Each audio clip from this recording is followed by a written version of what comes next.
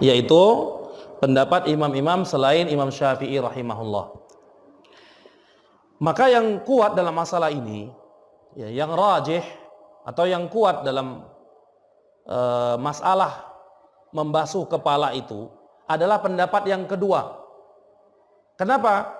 Selain berdasarkan ayat tadi, wamsahu bi ru'usikum, ba di situ bukan menunjukkan kesebagian tapi keseluruhan, juga didukung dengan hadis Nabi, perbuatan Nabi alaihi salatu wasalam yang dipraktikkannya di hadapan para sahabat. Ya, dia membasuh, kemudian membawanya ke depan, kemudian langsung membasuh telinga. Baik jamaah, baik para ikhwah seluruhnya. Ini dua pandangan para ulama dalam membasuh kepala. Ya, dua pandangan, kedua-duanya memiliki dasar. Setelah kita jelaskan bahwa pendapat yang kedua adalah pendapat yang kuat, barangkali di antara kita ada yang berkata, menurut saya Ustadz, pendapat yang paling kuat itu adalah pendapat Imam Syafi'i. Menurut saya, maka silahkan pendapat itu dipraktikkan. Tidak ada masalah. Ya, silahkan yang bapak-bapak yang ingin masih berpegangan dengan pendapat Imam Syafi'i tentang membasuh kepala, hanya membasuhnya sebagian, silahkan.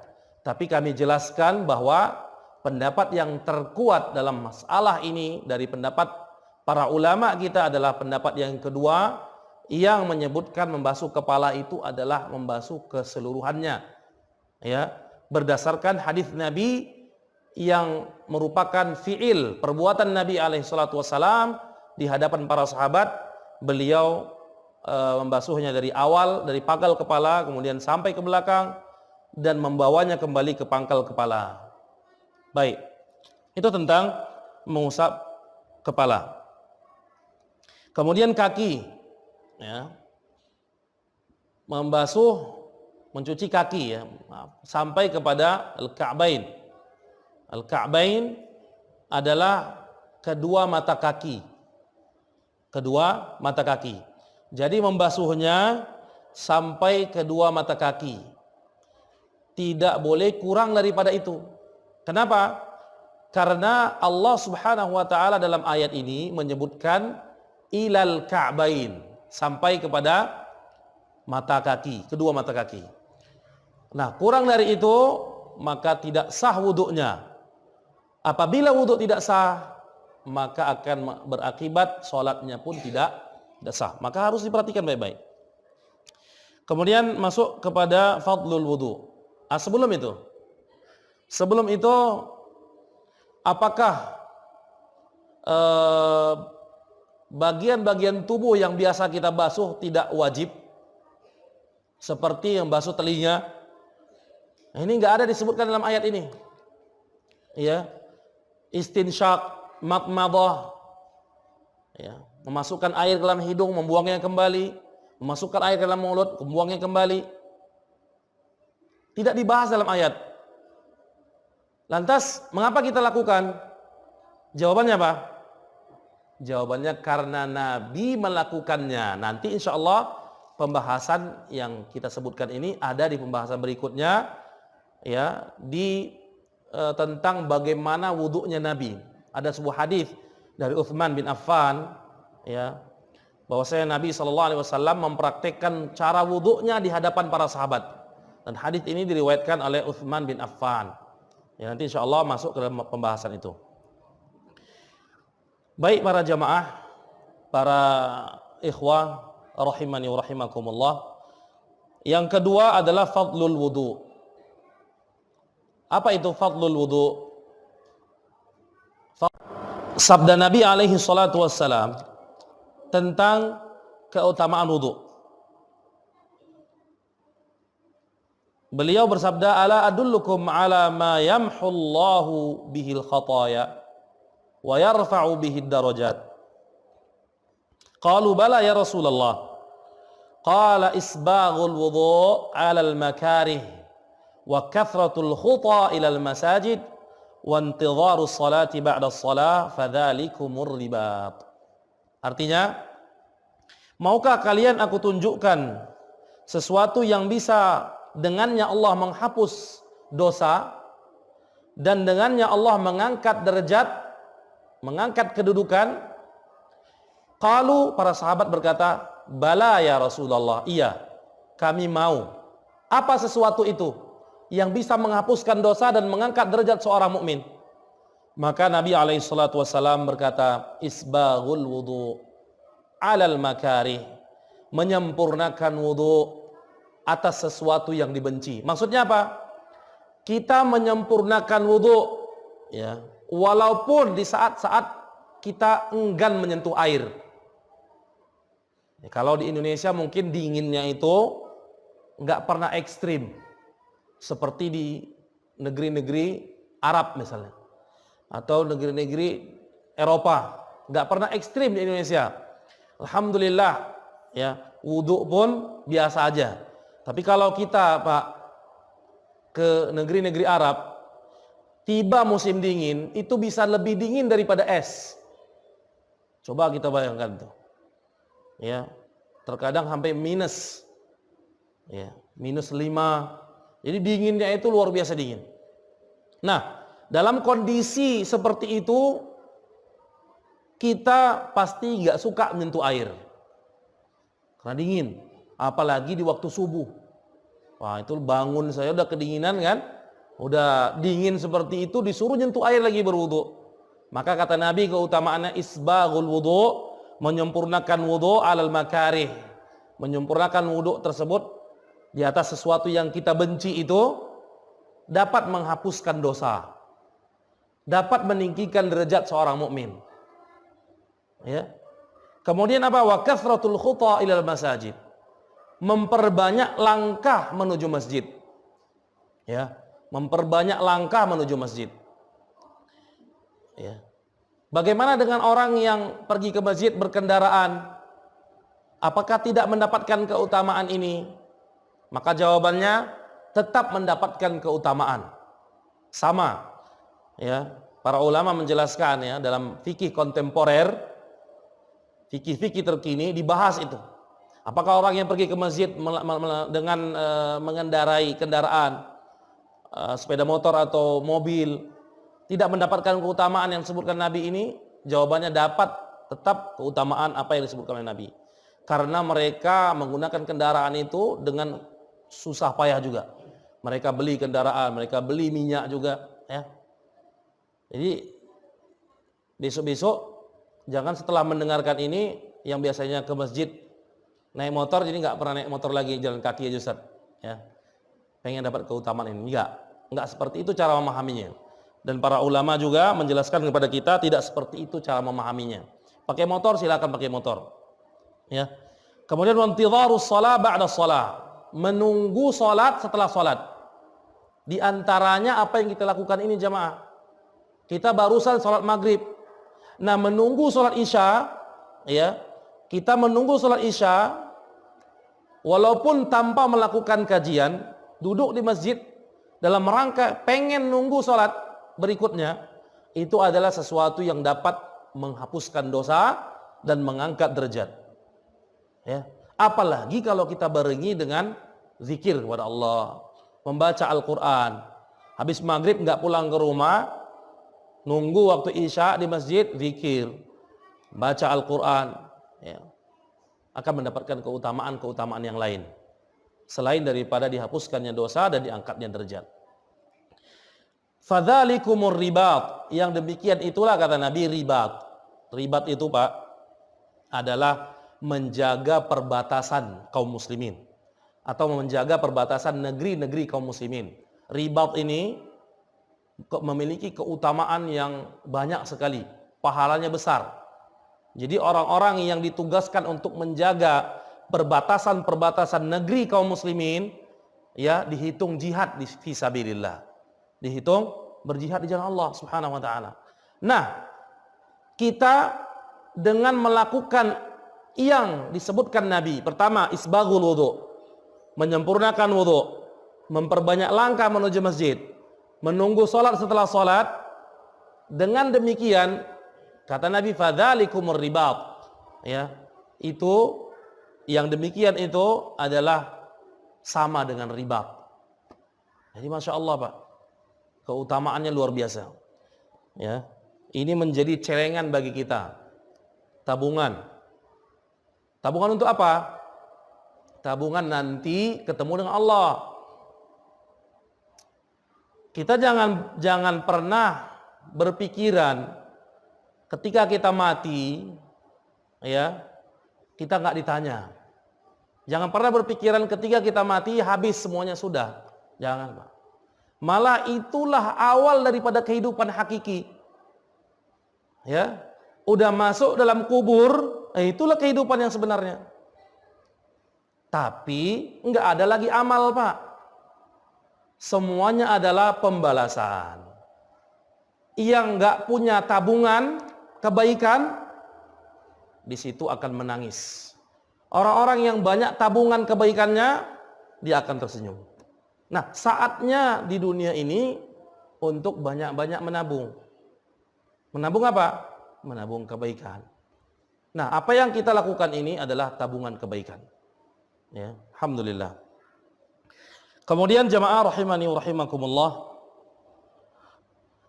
sabda Nabi berikutnya yang juga merupakan keutamaan berwudu adalah idza tawadda'a al-'abdul muslimu awil mu'minu faghasala wajhahu kharajat min wajhi kullu khati'ah nadhara ilaiha bi'ainaihi ma'al ma' aw ma'a akhir qatril ma' wa idza ghasala yadayhi kharajat kullu khati'atin batashatha yadahu ma'al ma' aw ma'a akhir qatril ma' hatta yakhruja laqiyan min adz-dzunub. Artinya, apabila seorang hamba muslim atau mukmin membasuh mukanya, mencuci mukanya, maka dengan hal tersebut akan keluar pulalah bersama air tersebut setiap kesalahan yang dilakukan oleh matanya, yang dilakukan oleh mukanya. Keluar, berguguran dosa yang ada pada muka ini. Ya, pernah kita melihat yang tidak boleh dilihat, maka bergugur dosanya. Kemudian juga demikian dengan tangan. Seorang yang membasuh kedua tangannya juga akan berjatuhan dosa-dosa yang pernah dibuat oleh tangannya bersama akhir air yang menetes dari tangannya. Sampai akhirnya kata Nabi, yakhruj naqiyan minadz-dzunub. Dia keluar dalam keadaan bersih dari dosa. Nah, ini juga keutamaan, Pak. Keutamaan berwudu menghapuskan dosa-dosa. Ya, menghapuskan dosa-dosa. Kemudian para ikhwah rahimani wa rahimakumullah. Para ulama menjelaskan tajdidul wudu. Tajdid al-wudu. Apa artinya? Memperbaharui wudu. Ya, mereka mengatakan bahwa tajdidul wudu itu hukumnya sunnah.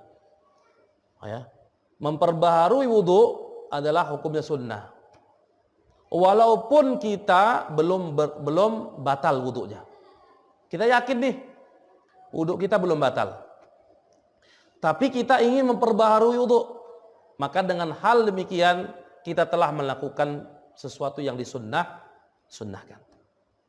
Jadi ma'asyiral ikhwah rahimani wa rahimakumullah, dalam kondisi seperti ini, ya, kita sedang menunggu salat. Nanti ketika masuk Isya ada sunnah untuk memperbaharui wudu kembali. Ya, bagi yang mau, bagi yang tidak juga tidak mengapa, karena hukumnya adalah sunnah, bukan wajib. Nah, masuk kita kepada fardu wudu. Ya, masuk kita kepada fardu wudu. Yang pertama yang merupakan fardu wudu adalah niat. Apa yang pertama, Pak? Niat. Ya, yang pertama adalah niat. Saya ingin menjelaskan niat itu apa. Ya, saya ingin menjelaskan niat itu apa. Niat itu adalah azmul qalbi ala fi'lil wudu. Azmul qalbi ala fi'lil wudu. Azam, hati kita berazam untuk melakukan wudu. Ya, hati kita berazam untuk melakukan wudu. Cukup? Apakah harus dibarengi dengan talaffuz, lafaz-lafaz niat? Maka kita katakan cukup. Tanpa dibarengi dengan lafaz-lafaz niat. Tanpa dibarengi dengan lafaz niat. Karena hakikat daripada niat itu di mana, Pak? Niat itu letaknya di mana? Hati. Betul nggak nih? Nanti ada yang ragu nih, niat itu nggak di hati, Ustaz, di mulut. Ada yang mengatakan niat itu di mulut. Dikatakan seorang itu berniat setelah dia mengucapkannya, Ustaz. Hah? Atau dikatakan seorang itu berniat setelah dia berazam dalam hatinya. Saya berniat berwudu. Kapan seorang itu dinilai telah berniat? Ini coba interaksi. Masyarakat ikhwah. Apakah setelah dia mengucapkan saya berniat berwudu, atau ketika sudah melakukannya dalam hatinya, niat berwudu? Mana yang betul? Yang pertama atau yang kedua? Yang kedua. Karena niat itu letaknya di dalam hati. Ya. Karena niat itu dalam hati letaknya. Pak, kalau kita membebani diri dengan sesuatu yang enggak disunnahkan, maka akan repot. Repot ini mana? Saya ingin bawa bapak-bapak semuanya berpikir. Andai, Pak, semua perbuatan baik harus niat menurut versi yang pertama, yaitu melafazkan. Andai nih, menurut bapak-bapak niat itu harus dilafazkan. Andai semua perbuatan baik kan harus diniatkan, Pak, ya. Semua sepakat ini. Semua perbuatan baik harus berdasarkan niat. Andai menurut kita niat itu melalui lafaz, apa yang kita ucapkan, maka sulit. Saya berniat bersedekah. Saya berniat membangun masjid. Saya berniat untuk senyum kepada saudara saya. Maka akan repot. Maka kita sampaikan bahwa niat tersebut adalah apa yang pernah terlintas di hati saja. Kenapa kita sampaikan itu? Karena Nabi SAW berkata, innamal a'mal binniyat. Sesungguhnya amal itu, semua amalan-amalan kebaikan itu bergantung kepada niat. Kalau kita memahami niat itu harus dilafazkan, banyak sekali kebaikan kita yang nggak diterima, Pak. Pernahkah kita bersedekah? Saya berniat bersedekah 2.000 rupiah karena Allah, bukan karena siapa-siapa. Pernah nggak? Nah, kalau menurut versi yang ini berarti nggak sah itu sedekahnya. Paham nggak nih? Paham ya? Atau senyum kepada saudara kita muslim. Kata Nabi SAW, tabassumuka li akhika sedekah. Senyumanmu kepada saudaramu seislam adalah sedekah. Berarti kebaikan kan, senyum kan? Saya berniat bertemu dengan Anda untuk senyum lillahi ta'ala. Senyum. Baru diterima. Kalau menurut versi yang kedua. Maksudnya versi kedua, paham ya? Versi pertama, maaf. Versi pertama, definisi niat itu harus dilafazkan. Karena menurut ini, maka banyak sekali kebaikan yang kita lakukan nggak diterima oleh Allah. Mana dasarnya? Nabi SAW menyebutkan, sesungguhnya amalan-amalan itu bergantung semuanya kepada niat. Sementara kita nggak pernah niat. Menurut versi pertama. Maka versi yang kedua lebih salim, lebih selamat. Bahwa definisi niat itu adalah yang terlintas di dalam hati saja. Maka kita melakukan kebaikan cukup. Dalam hati kita pengen sedekah cukup. Hati kita pengen senyum ke dia cukup, nggak perlu dilafazkan. Hati kita pengen sholat cukup. Paham ya Bapak ya? Paham atau enggak nih? Ustaz, kayaknya saya terpaksa harus tetap mengambil pendapat yang kedua, yaitu niat harus dilafazkan. Itu terserah bapak-bapak. Tapi resikonya setiap kebaikan wajib harus dilafazkan untuk melakukan kebaikan tersebut. Siap untuk melakukan itu, lanjutkan. Enggak siap, bergeser ke versi yang kedua. Paham nggak nih? Paham nggak ya? Kalau siap untuk setiap kebaikan, menurut saya niat itu dengan lafazkan, maka lafazkan semua kebaikan yang kita lakukan, lafazkan semua. Ya. Kemudian berikutnya adalah yang kedua, ghaslul wajah. Ya, termasuk fardu wudu adalah mencuci muka.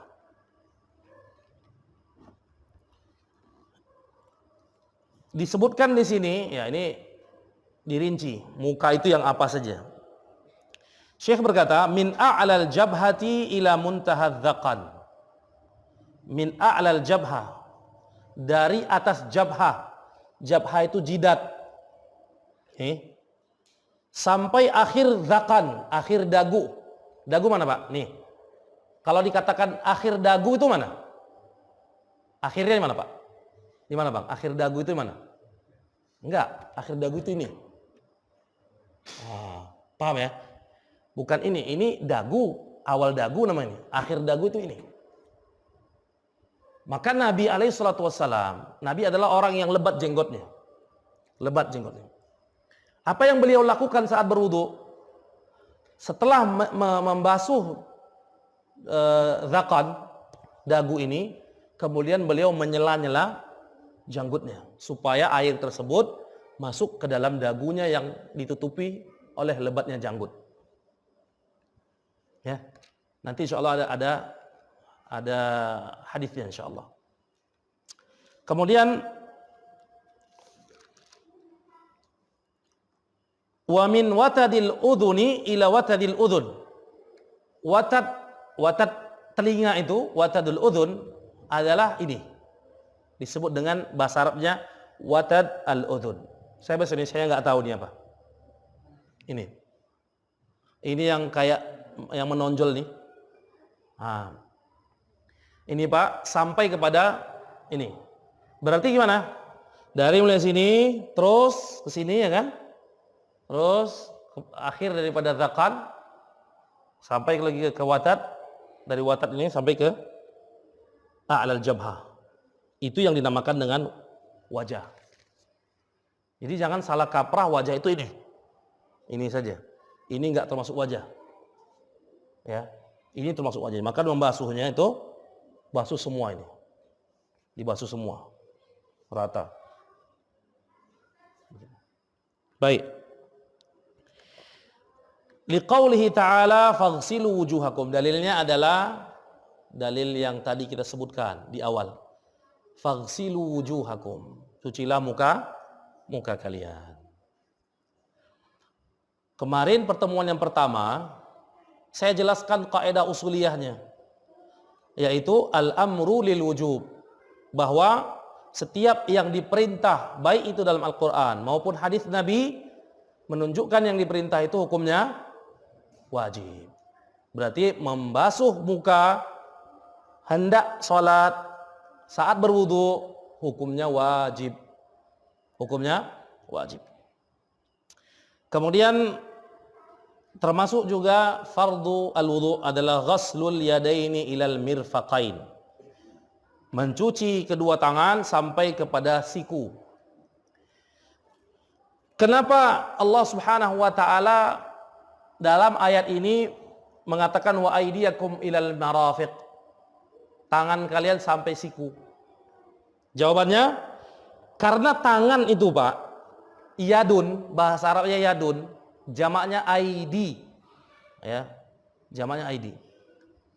Bahasa Arab ya, tangan yang artinya yang bahasa Arabnya yadun itu hanya dari mulai sini ujung jari sampai daripada ini yang tangannya. Ini sampai sini tangan. Ya. Apa namanya, Pak? Pergelangan ya. Sampai sini aja. Maka Allah Subhanahu wa taala tidak mengatakan faghsilu aydiyakum, sampai situ saja tidak. Tapi ilal marafiq, sampai kepada siku. Sehingga tidak lagi dipahami hanya sampai sini wudu itu. Ya, karena Allah Subhanahu wa taala sebutkan ilal marafiq, sampai kepada siku, maka wajib membasuhnya sampai siku. Berbeda ketika tayamum. Ketika tayamum, Pak, Nabi hanya menyebutkan hapuslah wajah, kemudian tangan. Nabi enggak lanjutkan ilal marafiq, enggak lanjutkan sampai kepada siku. Maka bertayamum itu cukup menghapuskan debu ke muka, kemudian ke tangan saja. Tangan itu ini saja, sampai sini. Enggak sampai ke siku. Nah, itu bedanya. Karena Nabi SAW menyebutkannya iyad, tidak dilanjutkan dengan ilal marafiq. Ya, jangan nanti ada yang salah, tayamum pun akhirnya sampai ke marafiq. Ya. Dan ini terjadi di zaman Nabi, seorang sahabat yang tidak mendapatkan air, tapi dia butuh untuk mandi dari junub. Ya. Waktu sholat sudah dekat, tapi nggak dapat air. Akhirnya dia tayamum. Karena menurut dia tayamum itu mandi, air itu disiram ke sekujur tubuh, maka akhirnya sahabat ini pun guling-guling di tanah. Ya Pak, ini kejadian, hadisnya sahih. Diriwayatkan oleh Al-Imam Al-Bukhari dalam kitab Sahih Bukhari. Nanti insya Allah silakan Bapak yang punya buku cek. Ya, bab wudu, ya, bab salat. Akhirnya guling-guling sahabat ini. Dilaporkan kepada Nabi. Maka Nabi pun menjelaskan, tayamum itu cukup tayamum kalau dia mandi junub, cukup tayamumnya bagaimana tayamum mau salat saja. Muka, tapak tangan, sudah. Nah, begitu. Maka Pak, dari sini bisa kita ambil sebuah pelajaran bahwa tanpa ilmu seseorang akan sering ya, terjerumus ke dalam sebuah kekeliruan, terjerumus dalam sebuah kesalahan, baik itu masalah akidah, masalah ibadah, dan masalah muamalah. Kalau nggak punya ilmu, sering jatuh dalam masalah yang saya sebutkan. Maka berilmulah sebelum beramal. Jangan beramal dulu baru cari-cari ilmu. Akhirnya disampaikan oleh orang, Pak, yang benar itu bukan begini. Akhirnya ngamuk. Saya udah lama ngamalin ini. Ya, betul, udah lama diamalkan tapi nggak punya ilmu dalam masalah amal itu. Nah, ini masalahnya kita sering. Amal dulu baru cari-cari ilmu. Mending lagi itu ya, ada yang amal nggak cari-cari ilmu. Nah, ini lebih salah. Ya, jadi yang benar apa Pak? Cari ilmu, beramal dengan ilmu. Kemudian selanjutnya, mashur ra'si minal jabhati ilal qafa. Nah, ini yang saya sebutkan. Mengusap kepala dari jabha sampai qafa. Kemudian memulangkan dari qafa sampai jabha. Seperti saya perhatikan tadi. Tidak saya ulang lagi. Habis Pak ya? Kita lanjutkan, saya minta waktu 3 menit. Bisa Pak ya? Kemudian ghaslur rijlaini ilal ka'bain. Menyuci kaki sampai kedua mata kaki. Harus sempurna. Jangan sampai nggak kena. Kalau nggak kena sebagian, maka terancam hadis wailul lil aqabi minan nar. Diancam neraka. Kemudian yang keenam, at-tartibu bainal a'dha'il maghsulah. Tertib. Ya. Yaitu muka dulu, tangan, dan seterusnya. Jangan tangan dulu baru muka. Ya. Jadi tertib itu termasuk fardu wudu. Bi an yaghsilal wajh awalan, dia cuci wajahnya, kemudian tangan dan seterusnya. Kemudian yang ketujuh, dan ini yang terakhir, al-muwalatu awil fawru wa huwa amalul wudu' fi waqtin wahidin bila fasilin minaz zaman.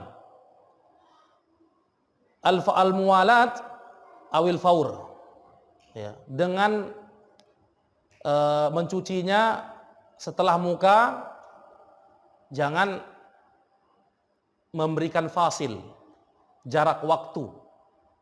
Setelah cuci muka, ngobrol dulu lama-lama baru cuci tangan, jangan. Ya. Tapi langsung di satu waktu itu.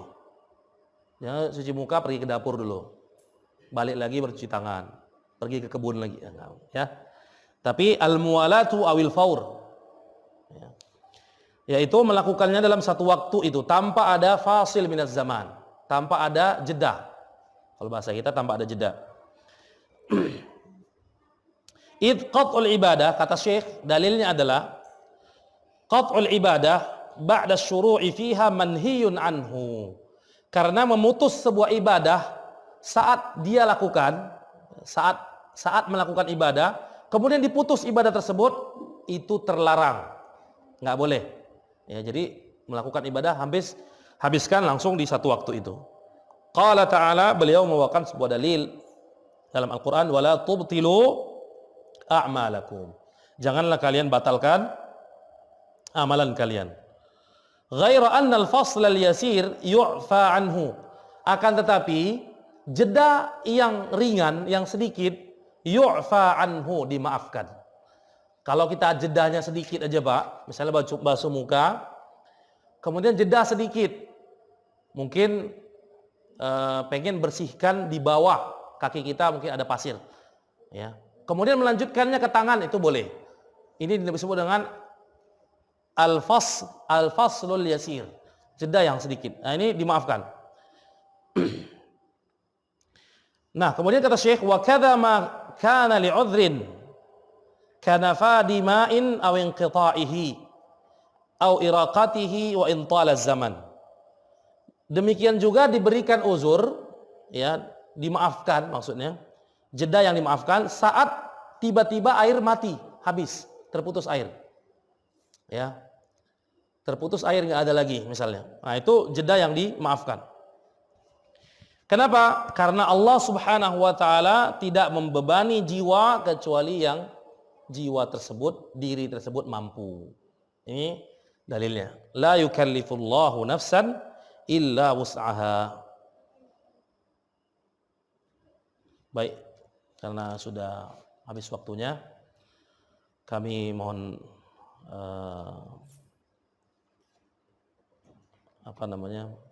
mengundurkan diri. Ya, insyaallah pertemuan yang akan datang kita lanjutkan kajian kita. Apa yang saya sampaikan jika benar itu datangnya dari Allah Subhanahu wa taala, namun jika salah itu adalah dari saya sendiri dan menunjukkan kurangnya ilmu saya. Ya, mohon maaf apabila ada kata-kata yang menyinggung, dan saya mohon ampun kepada Allah Subhanahu wa taala. Wassallallahu ala nabiyina Muhammad wa ala alihi wasallam. Wassalamualaikum warahmatullahi wabarakatuh.